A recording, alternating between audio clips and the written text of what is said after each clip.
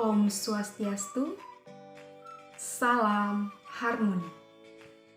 Perkenalkan, nama saya Ketut Ardini dengan NIM 2111031257 dari kelas 5I, Program Studi Pendidikan Guru Sekolah Dasar. Pada kesempatan kali ini, untuk memenuhi ujian akhir semester pada mata kuliah Hipnokonseling dan NLP, saya akan menyampaikan testimoni saya dalam mengikuti perkuliahan ini. Tidak hanya itu saja, saya akan menyampaikan pengalaman saya, materi yang menurut saya menarik, dan harapan saya dalam mengikuti perkuliahan Hipnokonseling dan NLP ini. Nah, sebelumnya saya itu belum mengetahui dan belum mengerti arti dari Hipnokonseling dan NLP ini. Nah, saya berpikir saya itu kuliah di bidang keguruan. Tetapi, mengapa saya mendapatkan mata kuliah yang di luar bidang keguruan?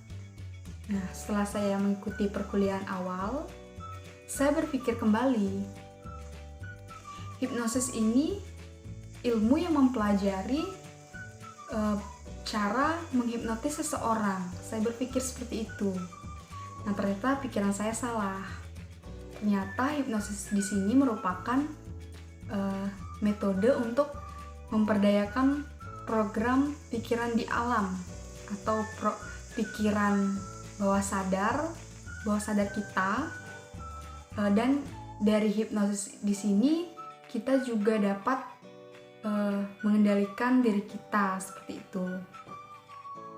Nah, dalam perkuliahan ini, perkuliahan dilaksanakan melalui Zoom meeting yang diampu oleh Bapak Wayan Eka Paramarta SPD MPD.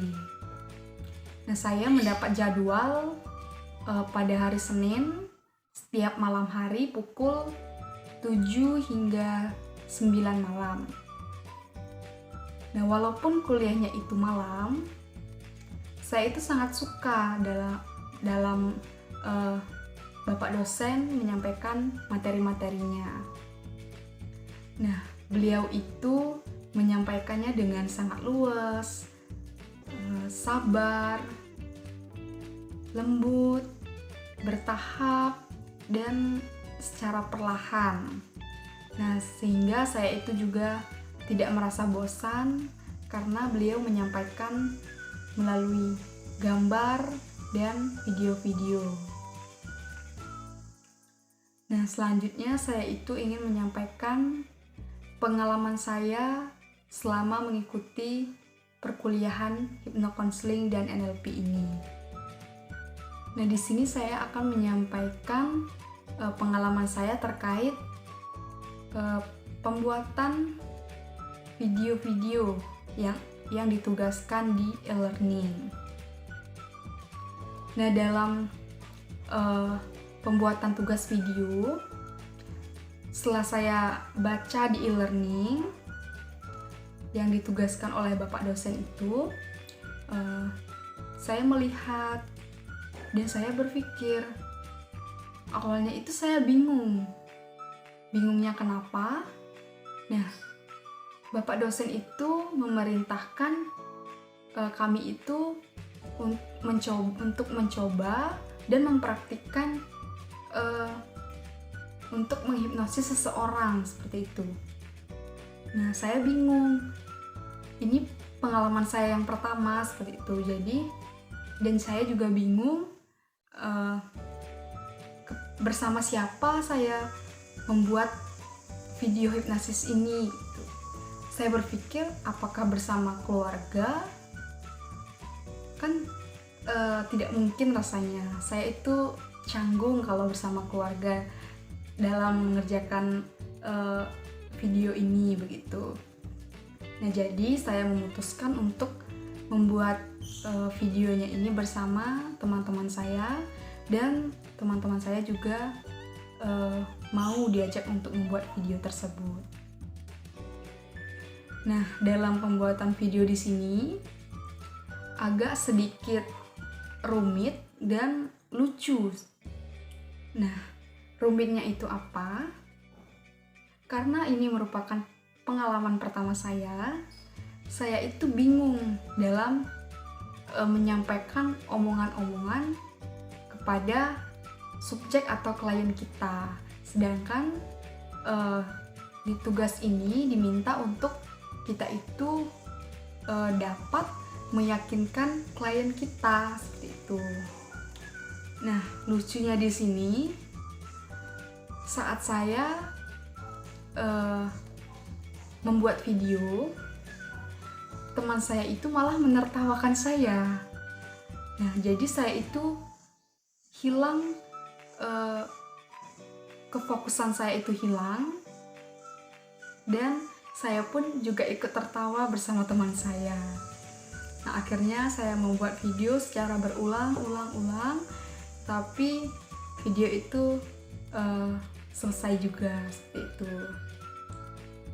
Nah, selanjutnya materi yang menurut saya menarik itu yaitu yang pertama materi prainduksi atau pre-induction. Nah, tahap prainduksi di sini merupakan tahap yang paling awal dan tahap yang paling penting dalam rangkaian proses hipnosis. Nah, tujuan dari tahap ini itu yaitu untuk menciptakan kedekatan atau kepercayaan antara sang hipnosis dengan klien atau subjek kita. Nah, dalam tahap ini juga dilakukan tes tingkat sugestivitas yang tujuannya itu untuk mengetahui tingkat sugestivitas klien agar sang penghipnotis ini mengetahui teknik apa yang akan diberikan kepada sang klien seperti itu. Nah, materi yang kedua menurut saya menarik itu yaitu materi tahap deepening. Nah, tahap deepening di sini merupakan tahap klien kita itu sudah memasuki kondisi hipnosis.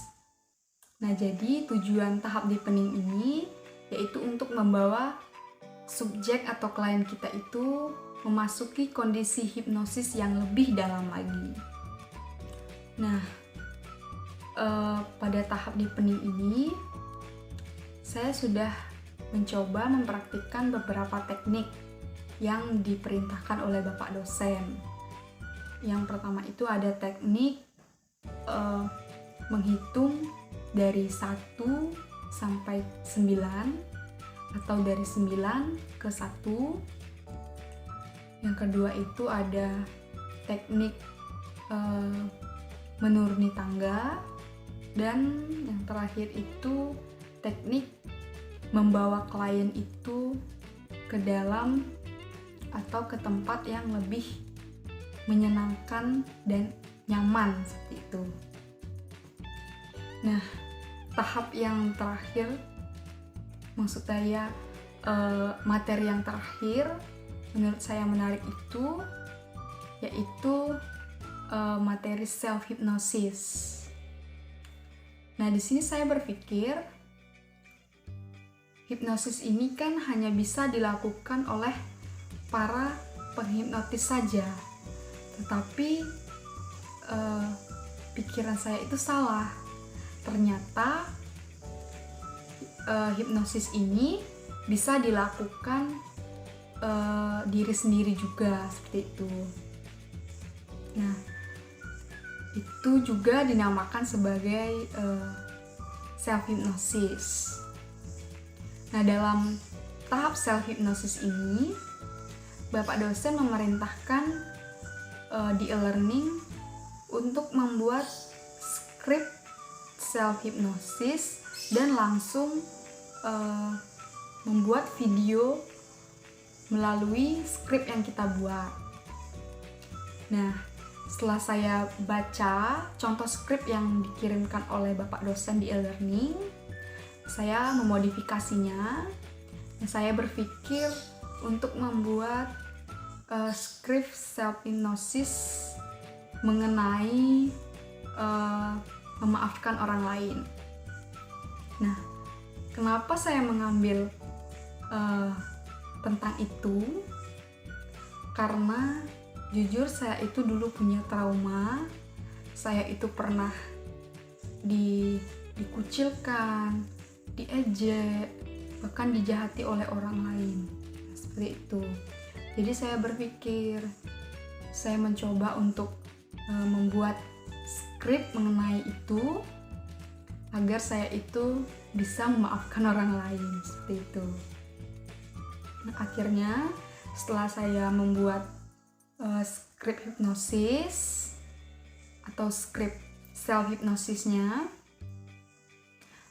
dan langsung saya terapkan di video, saya itu benar-benar terbawa suasana.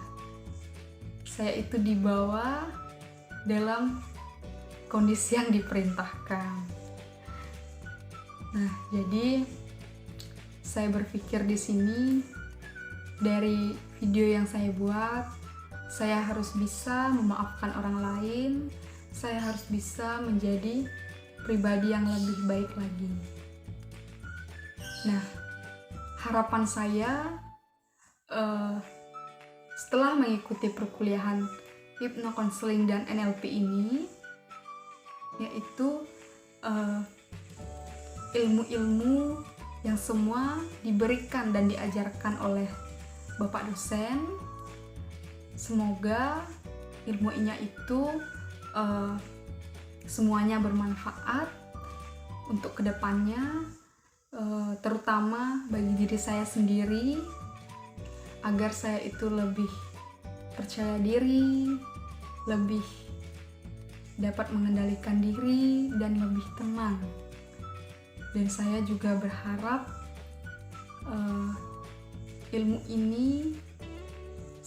dengan ilmu ini saya bisa berbagi,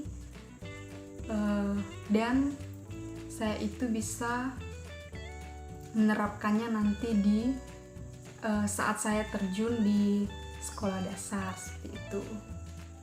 Sekian testimoni saya terkait mata kuliah hipnokonseling dan NLP ini. Apabila ada salah kata, saya mohon maaf. Saya tutup dengan Parama Santi. Om Santi Santi Santi Om. Salam harmoni. Terima kasih.